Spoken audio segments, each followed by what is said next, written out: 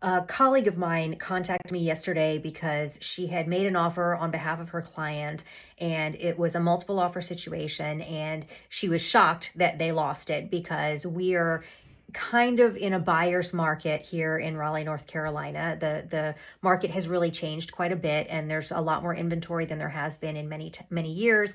This agent has been an agent for 25 years. She's extremely competent and not used to not judging the situation accurately. And so she called me to ask my thoughts on what was going on here. And I told her, and I'm going to tell you, but I'm going to start with some data to show you what I think is actually going on. Okay, so look at this graph right here. This is showing a peak of inventory on the market. This is the week supply of inventory. So right here on November 9th, we've got 25.8 weeks of inventory.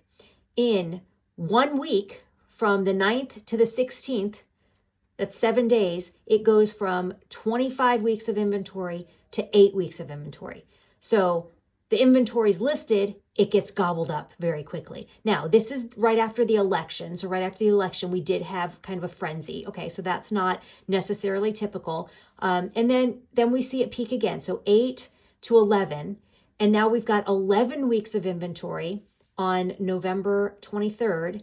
And within a month, it goes from 11 weeks to 4.9 weeks, so 5 weeks. So it's just selling very quickly. So you get this little bit of inventory on the market, and all of a sudden there's demand, and it just pushes out. And so the same thing happens here. We get this big spike of inventory, 12/28, and look at how short of a period this is. This is 6 days. You go from 25 weeks of inventory to only 11 weeks of inventory. So half the inventory is gobbled up in 6 days.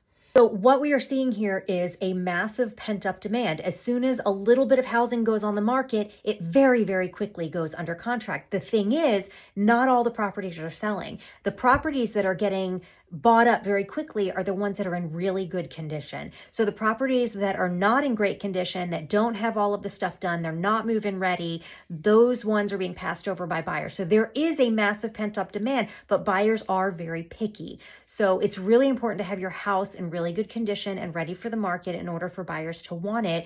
But it's competitive. So if you're a buyer and you're going up against multiple offers, you have to behave as if it's a competitive market, even if the inventory you're looking at right now says there's 4 or 5 months of inventory. It's being gobbled up because as soon as it goes on the market, people are getting it. You cannot trust those numbers in a market that we're in right now.